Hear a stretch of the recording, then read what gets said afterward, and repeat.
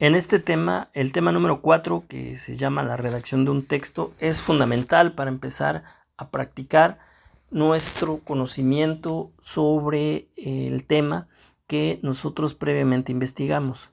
Por eso es fundamental pensar que es el proceso de organización de las ideas para dirigir un mensaje a través del lenguaje. Es la fase de preescritura. Normalmente se aconseja seguir estos pasos. Primero, hay que identificar la idea que se va a desarrollar. En segundo lugar, relacionar esta idea con el contexto y los conocimientos previos. En tercer lugar, hay que definir el objetivo o propósito de la idea y a quién va dirigido. Escribir es una actividad en la que las ideas se plasman en palabras y conceptos. Para eso hay que elaborar como recomendaciones una lista de las ideas o temas que se van a desarrollar. Hay que hacer una jerarquía de estas. Hay que investigar sobre el tema, hay que plasmarlo en palabras y hay que revisar la corrección del discurso para finalmente, en esta primera redacción, después corregirlo, ¿no? Por otro lado, el enunciado, las principales características del enunciado u oración en español son las siguientes. Uno, que tiene un sentido completo. Una oración debe tener el sentido completo por sí misma. Es decir, debe contener un sujeto y un predicado que expresen una idea completa y comprensible. Debe tener una estructura gramatical. Las oraciones siguen una estructura gramatical básica en el español, que consiste en tener un sujeto, quién o qué realiza la acción, y un predicado, qué es lo que se dice sobre el sujeto. Debe cuidarse en la redacción la puntuación. Esto es, las oraciones en español están delimitadas por signos, como el punto, la coma, el punto y coma, el punto y seguido, etc. Debe ser concordante, es decir, si existe concordancia entre el sujeto y el verbo, en algunos casos también con los adjetivos, es decir, el verbo y los adjetivos deben concordar con el género y número con el sujeto al que hacen referencia. Los tiempos verbales. Las oraciones pueden estar escritas en diferentes tiempos verbales, como el presente, pasado y futuro, y hay otros 15 tiempos verbales más, ¿no? Que son, que aunque difícilmente los ocupamos, siempre están presentes en una redacción.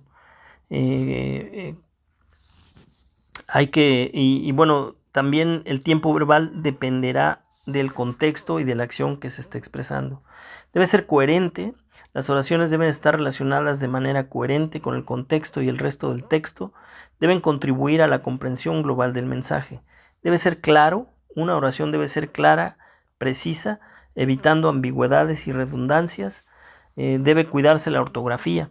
Las oraciones deben estar escritas correctamente, siguiendo las reglas ortográficas del español, en particular las de la Real Academia Española, incluyendo las reglas de acentuación y las tildes en las sílabas tónicas, de acuerdo con las reglas de acentuación de las palabras agudas, graves, esdrújulas y sobresdrújulas, así como el uso adecuado de signos de puntuación para indicar las pausas, entonaciones y relaciones sintácticas entre las palabras.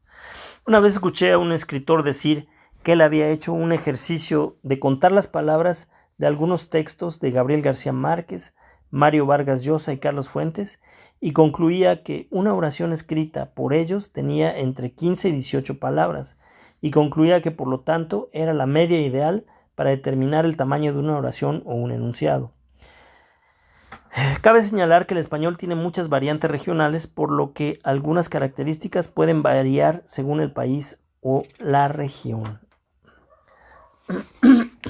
Otro aspecto que debemos cuidar en una redacción es la lógica y la gramática. Esto es la forma y contenido. Deben estar relacionadas, porque en gramática una oración es una estructura lingüística completa que contiene un sujeto y un predicado y expresa una idea completa. Una oración es una unidad básica de comunicación en un idioma.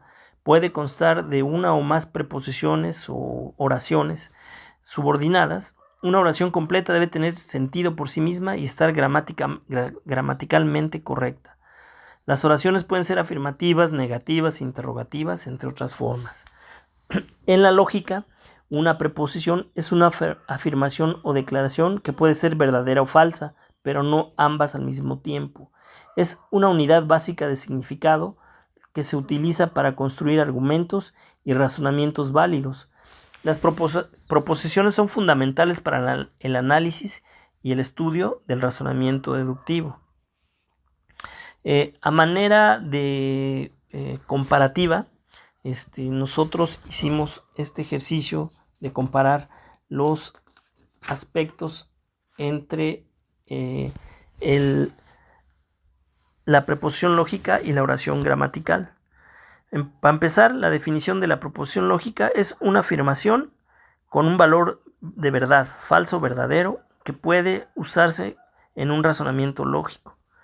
Y en cambio, la oración gramatical es una estructura lingüística completa que contiene un sujeto y un predicado y comunica una idea completa. No necesariamente tiene un valor de verdad, pues. Tiene una unidad básica, esto es, la proposición lógica tiene un significado, es un significado expresivo. La oración gramatical es una unidad de comunicación en gramática. La proposición lógica tiene un valor de verdad, que puede ser falsa o verdadera, pero no ambas al mismo tiempo. Y en cambio, en la oración gramatical no necesariamente tiene que pensarse en el valor de verdad o mentira, sino es una oración que comunica una idea, independientemente de su valor lógico. No tiene un valor de verdad, pero sí por sí misma. El valor de verdad depende del contexto y el contenido de la oración. El uso que se da a la preposición lógica se utiliza en un razonamiento, en la construcción de argumentos válidos, y en cambio la oración en gramática se usa para comunicarse en un idioma y expresar ideas completas.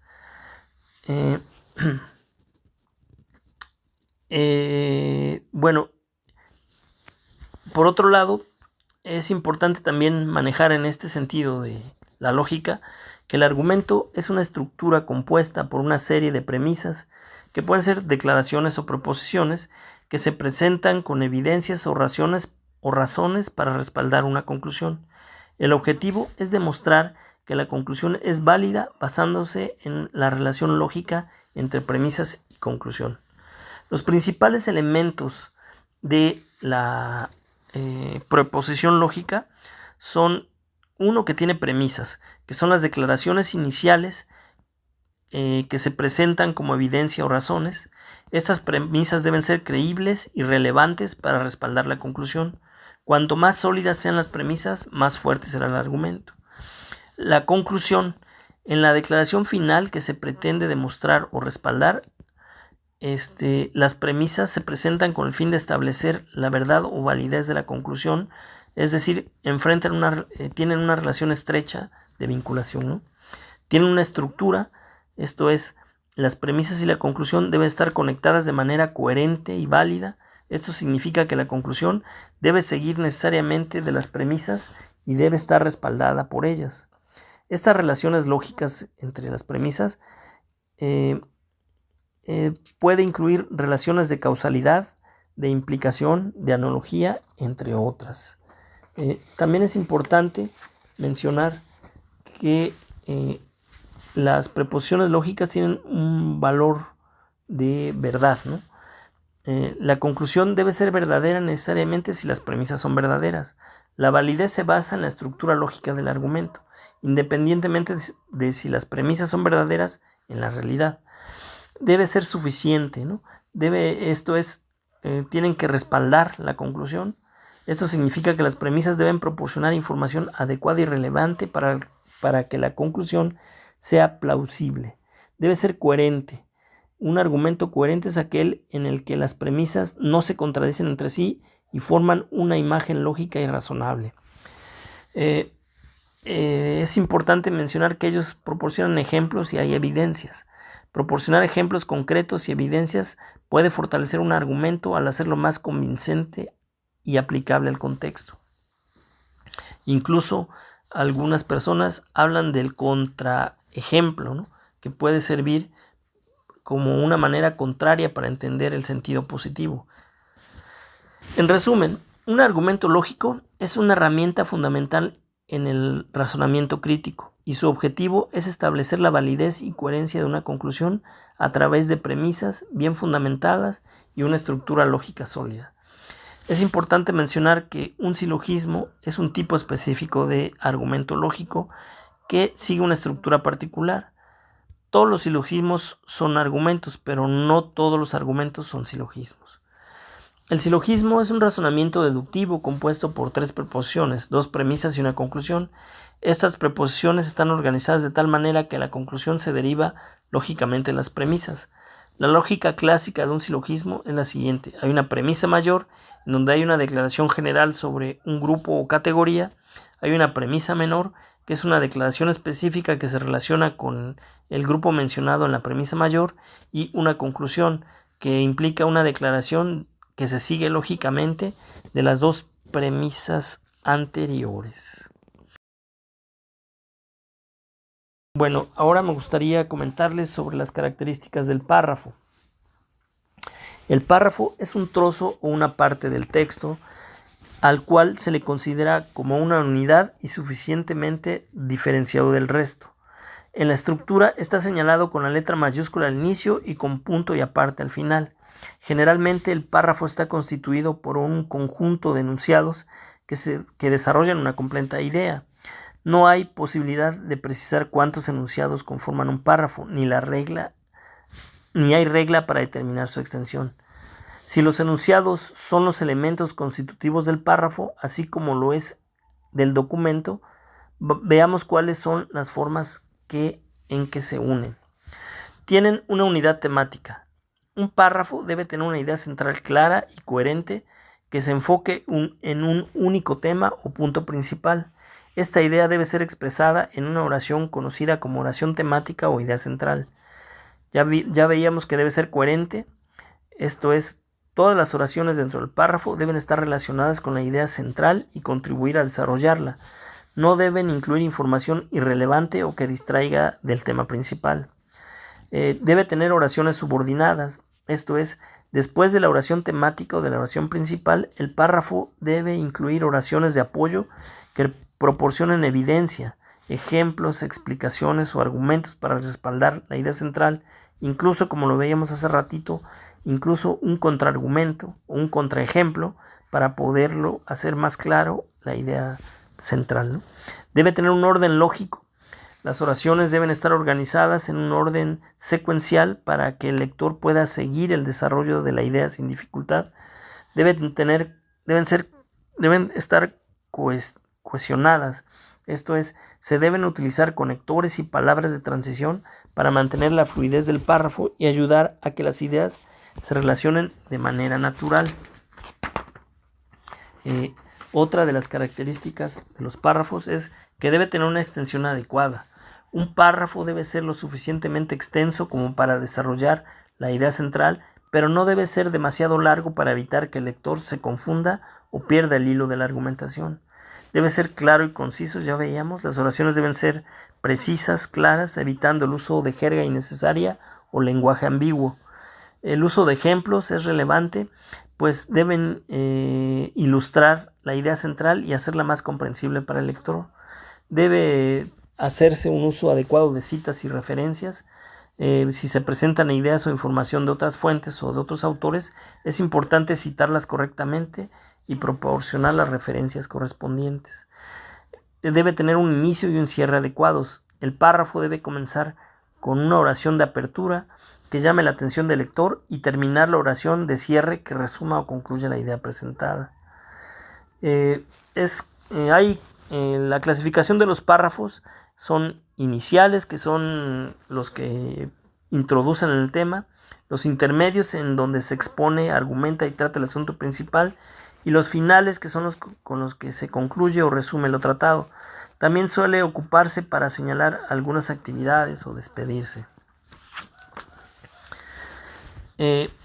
Ahora les comentaré una técnica para estructuración de párrafos. Un párrafo, como ya vimos, tiene una idea central a la cual se agregan otras de carácter secundario debidamente ordenadas y distribuidas para que esté coherentemente claro. Cuando redactamos, necesariamente partimos de una idea central en torno a la cual se estructura todo lo que se quiere decir. ideas principales, secundarias y complementarias, las cuales se relacionan entre sí para construir oraciones que conforman los párrafos. Para hacer una transición adecuada de la oración al párrafo, es esencial para mantener la coherencia y fluidez de tu escritura, que se debe hacer de la siguiente manera. Hay unas técnicas para usar una transición adecuada, que quiere decir es el uso de conectores. Utilizan conectores o palabras de transición para indicar el camino de idea o la relación entre la oración anterior y la siguiente. Algunos ejemplos de conectores son además, por otro lado, en consecuencia, sin embargo, por lo tanto, de igual manera, por lo general, etc. En las diapositivas estamos viendo unos ejemplos que les pueden ayudar. Es importante decir que repite o reformula la idea principal. Si quieres que el párrafo siga desarrollando la misma idea que la oración anterior, puedes repetir o reformular la idea principal en la primera oración del párrafo. Esto ayudará a reforzar el tema y a mantener la continuidad. Presenta una nueva perspectiva. Si deseas introducir una nueva idea o perspectiva en el párrafo, puedes utilizar la última oración de la oración anterior como punto de partida para presentar el nuevo enfoque. Ordena las ideas de manera lógica. Tienes que organizar las oraciones dentro del párrafo en un orden lógico que fluya naturalmente. Esto permitirá que el lector siga el desarrollo de las ideas de manera clara y coherente. Utiliza las palabras de transición al final de la oración. Al colocar palabras de transición al final de la oración, estarás señalando la conexión entre la idea anterior y la que sigue en el párrafo siguiente. Hay que resaltar la relación entre las ideas. Asegúrate que las oraciones dentro del párrafo estén relacionadas de manera lógica y explícita. Puedes hacerlo utilizando palabras clave o frases que indican la relación entre las ideas. Es importante mantener la cohesión. Debes revisar las ideas presentadas en el párrafo que estén relacionadas con el tema general del texto y con las ideas presentadas en los párrafos anteriores. Recuerda que una transición efectiva no solo se trata de cambiar una oración a otra, sino de guiar al lector a través de las ideas de manera clara y ordenada. Practicar la escritura y revisar tu trabajo te ayudará a mejorar tus habilidades para realizar transiciones adecuadas y lograr un texto más coherente y bien estructurado. Uno de los aspectos que vale la pena comentar es este proceso creativo de la redacción. Es fácil establecer de una manera única para redactar correctamente, ya que cada individuo ha desarrollado, casi siempre de manera empírica, una técnica personal para elaborar documentos. Unos realizan primero un borrador, otros estructuran un esquema provisional y algunos más se basan en ideas principales. Sin embargo, sí es importante establecer lineamientos generales que permitan incrementar nuestra capacidad o habilidad para redactar. Estas sugerencias pueden adecuarse al estilo o técnica del escritor, que siempre es personal. Se parte de un análisis del proceso de comunicación escrita, la cual incluye 3 elementos fundamentales: pensar, escribir y corregir. Podemos decir que el proceso creativo de la redacción es aquel mediante el cual una idea se traslada de la mente del redactor a un medio escrito. Pensar es el proceso de la organización de las ideas para dirigir un mensaje a través del lenguaje. Es la fase de preescritura. Se aconseja seguir estos pasos. 1. Hay que identificar la idea que se va a desarrollar. 2. Relacionar esa idea con el contexto y conocimientos previos. 3. Definir el objetivo o propósito de la idea y a quién va dirigido. Escribir es la actividad en la que las ideas se plasman en palabras y conceptos. Para lograr un mejor trabajo, se debe elaborar una lista de ideas o temas que va a desarrollar, debe realizarse una jerarquía de estas y se debe investigar sobre el tema. De las lecturas que se realicen, se recomienda hacer fichas técnicas en donde se clasifique por tema y que tengan un resumen contextual, realice una selección de citas textuales, hacer un análisis, exponer paralelos, contrastes y relacionar otros textos y autores, y además de hacer una valoración de lo que se ha expuesto. Esto hay que plasmarlo en palabras a partir de esta lectura, hay que revisar la coherencia del discurso, hay que dejarlo reposar o releerlo y corregir las expresiones que en una segunda lectura se detecten. En esta fase se tiene la oportunidad de mejorar el escrito, es decir, es el momento para pulirlo o para ello es necesario dejar marinar el texto. Después hay que volverlo a leerlo en voz alta y si puede, permita la lectura de un tercero para escuchar sus opiniones. Verifique y corrija los errores gramaticales, ortográficos y de sintaxis. Evite de las frases hechas y lugares comunes. Mejore las formas y distribución de la presentación. A manera de resumen, diremos que un párrafo debe expresar una idea, es decir, una idea de contenido, una unidad de contenido. Cuando se termina, se debe cambiar de párrafo. Si hay más de 2 ideas, entonces se está haciendo algo mal y hay que revisarlo. Hay un problema estructural y entonces se debe dividir el párrafo. Aunque hay ocasiones que hay ideas complejas que no se agotan en un párrafo y se hacen muy largos, entonces se debe dividirlos de modo que cada uno de ellos contenga un aspecto unitario de una idea compleja. Hay que ponerles título. Si están bien redactados, será muy fácil ubicar la idea central. ¿Cómo se ordena la información en un párrafo? Es necesario poder poner al principio la idea central y luego explicarlos. Lo más importante va al principio, en un apartado de un capítulo de un texto. La extensión que tendrá dependerá de la idea, pero como norma general de 10 a 12 líneas. Hay que huir de los párrafos cortos y de los muy largos, pues los largos desalientan al lector. Nunca debe alcanzar una página completa, pues no solo cansas al lector, sino que desvela que hay problemas de redacción. Si es muy chico el párrafo, es que no estás desarrollando las ideas o estás separando una idea principal de las ideas secundarias. A veces conviene un párrafo corto para hacer énfasis en algo, pero debe ser muy puntual. La división de los párrafos también se observa con el punto y aparte, la sangría o el doble espacio. Para nuestra revista usaremos la sangría. Es importante también mencionarles las cualidades del estilo. En principio es importante manifestar que aun cuando hay reglas generales del uso del idioma, existen características contextuales en cada persona que determinan la manera de hablar y escribir, como ya lo veíamos. Por eso es que podemos decir que hay tantos estilos como personas hay en el mundo cuando escriben, y por eso el estilo en general se determina por el nivel educativo, ¿no? El nivel educativo de una persona puede influir en su forma de escribir. Aquellas con mayor educación formal tienden a tener una escritura más elaborada, con un vocabulario más extenso y estructuras gramaticales más complejas. También depende del nivel socioeconómico. Puede afectar el acceso a la educación y la exposición a diferentes variedades de lenguaje. Las personas de clases sociales diferentes pueden tener estilos de escritura distintos con variaciones en términos de léxico, gramática y estilo. También depende el contexto cultural y geográfico. La cultura y la región en la que una persona ha crecido y vive pueden influir en su escritura. Ciertas regiones pueden tener sus propias convenciones lingüísticas y estilos particulares. El grupo de pertenencia o identidad social es como puede ser una comunidad étnica, un grupo religioso, una subcultura específica, pueden tener un impacto en el estilo de escritura de una persona. Algunos pueden tener términos y expresiones particulares que se reflejen en su escritura.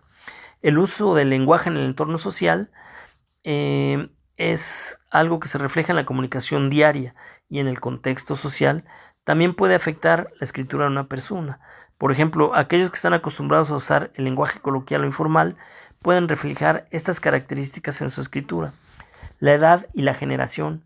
Las personas de diferentes edades y generaciones pueden tener preferencias lingüísticas distintas. La juventud y las generaciones más jóvenes, por ejemplo, pueden estar más influenciadas por las tendencias lingüísticas contemporáneas, el uso del celular, los barbarismos y todas las palabras que vienen del exterior o técnicas que se cuelan en el habla cotidiana. También los medios de comunicación y tecnologías. El uso de diferentes medios de comunicación y tecnologías como las redes sociales, mensajería instantánea, correos electrónicos, pueden afectar la escritura de una persona. Algunos pueden adoptar un estilo más formal o abreviado en estos contextos. Es importante tener en cuenta que estas características contextuales no determinan en forma absoluta la escritura de una persona, ya que cada individuo es único y puede combinar diferentes influencias en su estilo de escritura. Sin embargo, la sociolingüística ha demostrado que el contexto social en el que una persona vive y se desenvuelve puede tener un impacto significativo en su uso del lenguaje y por lo tanto en su escritura. Sin embargo, también es preciso señalar que esto no exime de que un escrito bien redactado es el que logra la transmisión de un mensaje de una manera fácil y que no deje lugar a dudas. Por ello es necesario que exista orden y claridad en la exposición de las ideas y redacción clara, precisa y sencilla. La claridad ya vimos que es la estructura del pensamiento ordenado, conceptos explicados que trate de eliminar los supuestos del conocimiento común, que son entendibles, exposición limpia, con sintaxis adecuada y vocabulario al alcance de la mayoría. Gonzalo Martín Vivaldi señala que un estilo es claro cuando el pensamiento del que escribe penetra sin esfuerzo en la mente del lector. Por eso hacemos estas recomendaciones. Evitar enunciados oscuros y ambiguos, conjugar oraciones cortas y largas, evitar el desorden en la exposición de las ideas. La precisión tiene que ver con la elección de palabras adecuadas, además de ofrecer las ideas completas con todos los datos necesarios. Unas recomendaciones que se dan es evitar las palabras ambiguas o con significados amplios o con más de dos significados. Ajustar los adjetivos y los adverbios. Utilizar los verbos con sentido preciso. Y finalmente debe ser conciso. Esto significa que cada vocablo justifique su inclusión en el texto. Lo contrario de la concisión es el exceso de palabras, cuando éstas no fortalecen la exposición de la idea central. Por eso se hacen las recomendaciones: quitar de una idea todo lo que no la fortalezca, evitar el exceso de palabras típico del lenguaje hablado e ir directo al asunto. La sencillez finalmente consiste en utilizar vocablos simples y cotidianos y de fácil comprensión, pero sin caer en la vulgaridad. Lo contrario de la sencillez es el rebuscamiento y la elegancia extrema de las palabras. Por eso las recomendaciones son elaborar oraciones directas, sujeto, verbo, predicado, cuando sí se pueda expresar, evitar palabras y frases rebuscadas y diferenciar la afectación de la elegancia.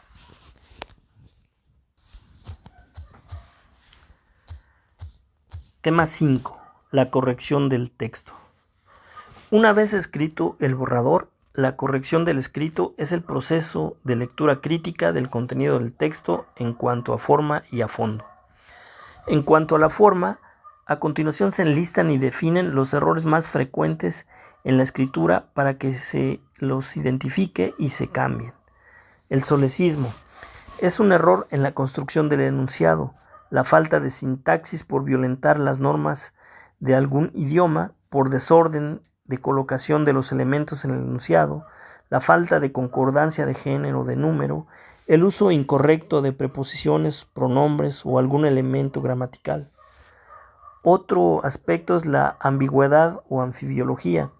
Se produce a causa de las imprecisiones en la redacción del texto y generalmente se identifica por el uso inadecuado de los términos que y sus. La ambigüedad permite más de una interpretación de los mensajes y puede ser sintáctica. Cuando haya imprecisión sobre el sustantivo al que alude determinado modificador, debido a que no se escribió justo junto a él, como en el caso, los sombreros de esos hombres que parecen viejos están rotos. ¿Parecen viejos los hombres o los sombreros? La ambigüedad es semántica cuando se emplea palabras que pueden tener más de un significado y el contexto no sea suficiente para inferir con cuál se está usando en este momento, como en la frase: recibí el artículo, periodístico, legal, de consumo. Esta falta de concordancia de género y número o discordancia ocurre cuando no hay correspondencia o acuerdo entre el género o número, un nombre y su adjetivo. Se observa también cuando hay varios sustantivos calificados por el mismo adjetivo y éste se encuentra en singular. Hombre, grandiosa, alumno y alumna, destacada, debe ser grandioso y destacados. Otro caso de discordancia de número se presenta cuando el verbo está en plural y el sujeto en singular, o se presenta cuando el verbo está en plural y el sujeto en singular o viceversa. También cuando en el sujeto hay dos sustantivos como núcleo y el verbo se escribe en singular. Ejemplo: los perseguidos corren sin descanso. Hombre y mujer pueden triunfar. Lo correcto es corren y pueden. La relación con el verbo se habla también de discordancia temporal, cuando en un relato se salta de pasado a presente o a futuro sin justificación. Es válido hacerlo, por ejemplo, en el caso del llamado presente histórico, cuando se narra algo en pasado y de pronto, para darle actualidad y mayor relieve a un hecho, este se relata en presente. Por ejemplo: esta mañana, cuando fui al banco, hubo un asalto.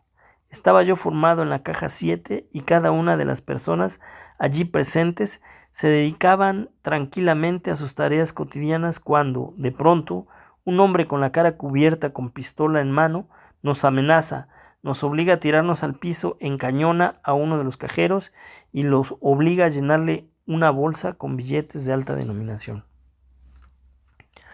Otro error recurrente es el gerundio mal empleado.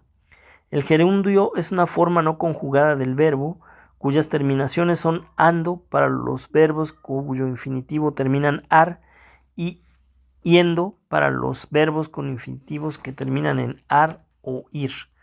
Se emplea mal el gerundio cuando se usa para expresar consecuencia, para cualidades o abreviar sin considerar su función de adverbio, que indica la contemporaneidad entre la acción enunciada por él y la expresada por el verbo anterior o posterior con que se relaciona. Dicho matiz de contemporaneidad puede ser condicional cuando el gerundio indica una acción necesaria para que la otra se realice. Por ejemplo: terminando a tiempo no tendrás problemas si terminas a tiempo. Puede ser causal cuando un gerundio expresa el motivo por el que se realiza otra acción. Por ejemplo: estando enfermo no pudo venir porque estaba enfermo. Puede ser concesivo cuando la acción se realiza o no a pesar de la que indica el gerundio. Lloviendo o tronando iré a verla, aunque llueva o truene. Puede ser modal. El gerundio indica la forma en que se realiza otra acción. Vi a un hombre tocando la puerta. ¿Cómo lo vi? Ejemplos de gerundio mal empleados son los enunciados: compró los ingredientes gastando mucho dinero. Vi un río creciendo. El mecánico llegó componiendo el coche. Definitivamente, las acciones en ellos expresadas no pueden ser simultáneas. La redundancia es otro error muy común cometido en los escritos, que es la repetición innecesaria de palabras, ideas o conceptos que deterioran la claridad del texto. Por ejemplo: la junta será en la sala de juntas y estarán todos juntos los miembros del Consejo de Seguridad. Dos formas específicas de redundancia son la consonancia, que quiere decir la coincidencia chocante entre sílabas de palabras contiguas. En esta ocasión, con emoción, queremos hacer una oración por nuestro líder ausente.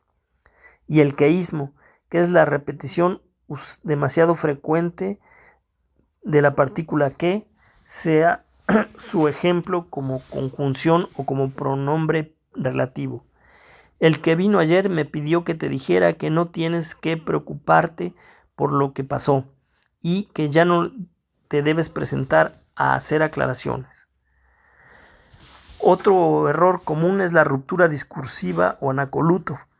Consiste en iniciar una idea que generalmente, debido a otras a oraciones aclaratorias o explicativas interpuestas, se deja inconclusa y se retoma nuevamente cuando el lector ya la ha olvidado, por lo que provoca confusión en la falta de claridad. Por ejemplo, la escuela que está obligada a formar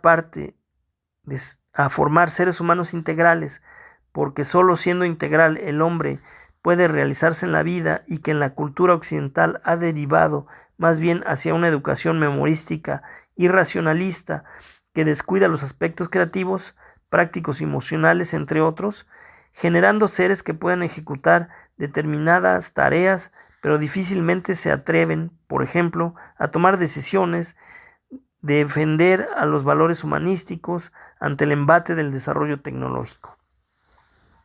En este caso, la relación directa es la escuela debe defender los valores. Cuidar la claridad del texto gracias a una redacción adecuada conduce a que ésta se tenga coherencia y cohesión.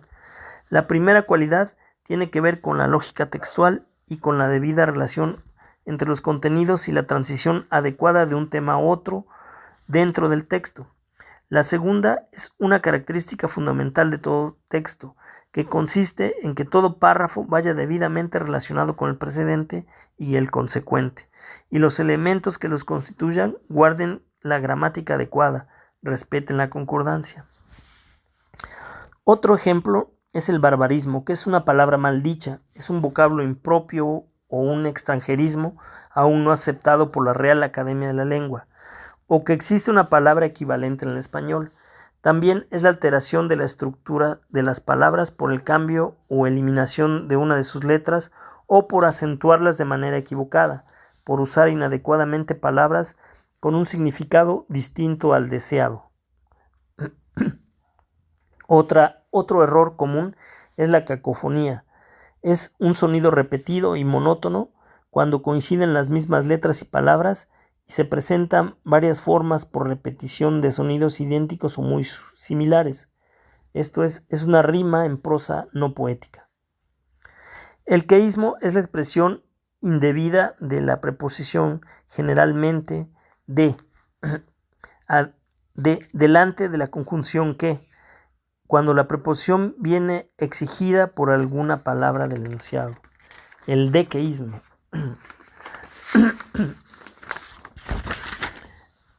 El dequeísmo es el uso indebido de la preposición de delante de la conjunción que, cuando la preposición no viene exigida por ninguna palabra del enunciado.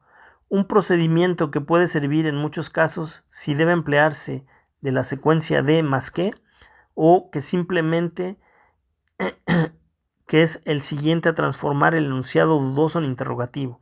Si la pregunta debe ir encabezada por la preposición de, esta debe mantenerse en su forma enunciativa. Por ejemplo, ¿de qué se preocupa? Me preocupo de que no tengo trabajo. ¿Qué opina sobre el problema? Opino que hay que buscarle una solución.